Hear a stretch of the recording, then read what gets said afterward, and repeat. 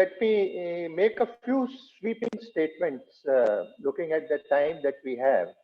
When we look at the biodiversity and the ecosystem that the Earth microbiome has, I must point out that there is an ecosystem within our body that is greatly influenced by millets. Uh, this ecosystem is basically trillions of bacteria, and they cohabit our gut, and we have to really uh, um, keep the balance of of these bacteria in our gut to not only to have increased absorption or bioavailability, but also the gut health is also related with the mental health, mental issues.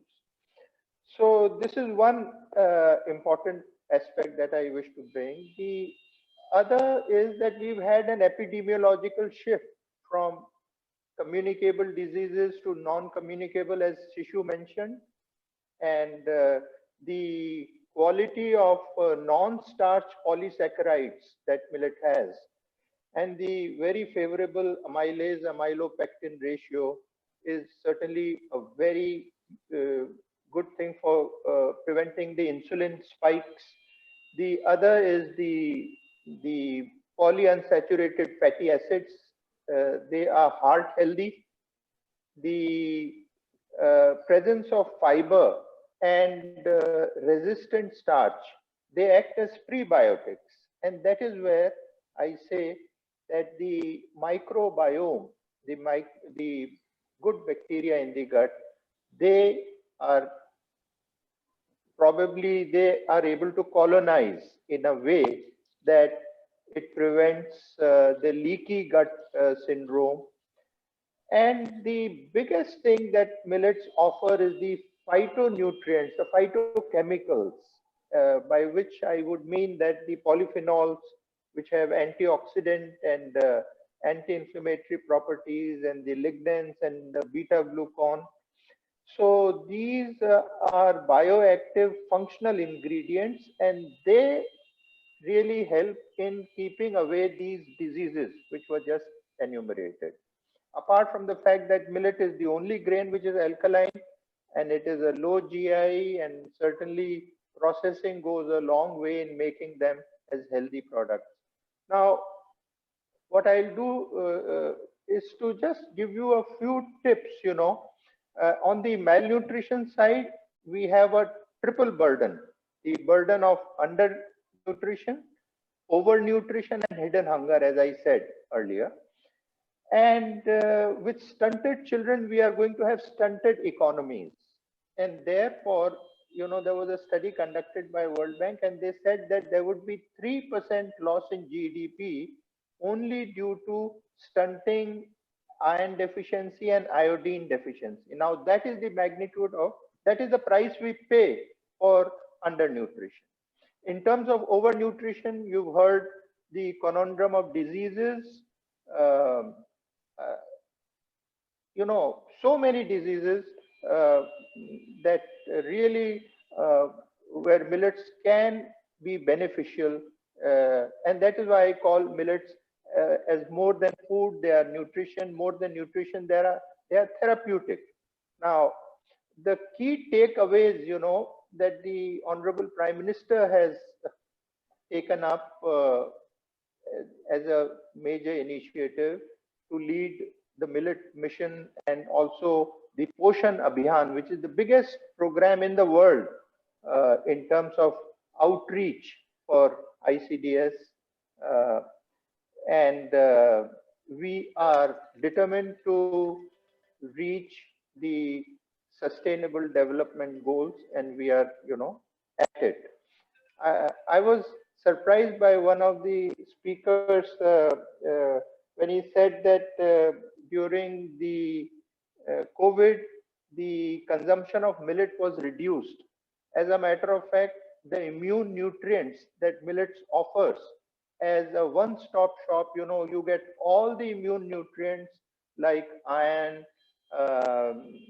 zinc and magnesium and uh, vitamin A, all these nutrients which are which basically boost our immunity, they are there in millets. So while we have these vertical programs in the government, vitamin A supplementation, IFA, iron folate supplementation, iodine supplementation, zinc supplementation, I think millet is one stop shop, to offer all this.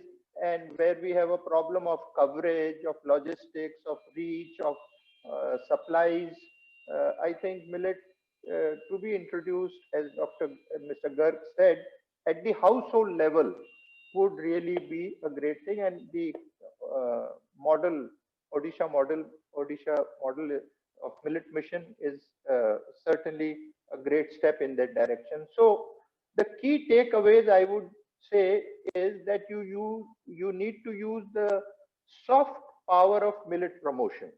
And by soft power, I would mean that apart from holding these food festivals and all, um we need to target specific audiences to promote a social and behavior change, because nutrition is also a behavior.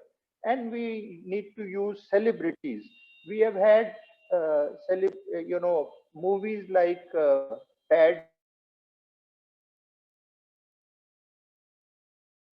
background that they did so well, and there were a huge audience to that. And therefore, this is the soft power that we also need to use. The other is the social media.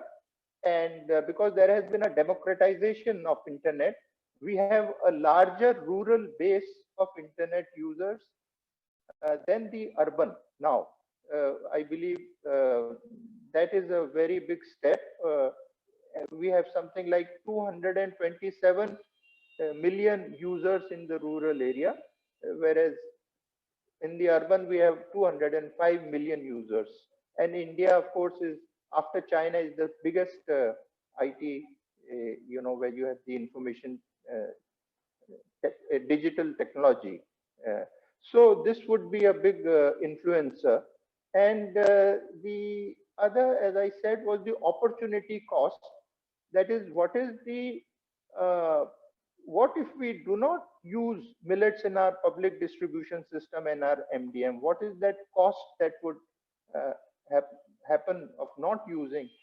And what is the expected return of each option, whether it is using wheat and rice or using millets as a part of PTS. So that opportunity cost needs to, and the social return on investment, whatever we are doing, there is a theory of change, how it benefits all stakeholders, meaning thereby the small holding farmers, right from there till the uh, till the whole of society. The second point is for encouraging social entrepreneurship to create and innovate new products. Dayakar mentioned they are there, and we have emerging markets like health and wellness has something like 4.2 trillion. Who would want to have look at this, and this is a big market. And we need to build a USP, which is a compelling reason for using. I say millet is not an option, it is an imperative. And I say it with full, uh, not only confidence, but with responsibility, looking at the benefits. I mean, how this grain has been relegated to the, but we need to design programs.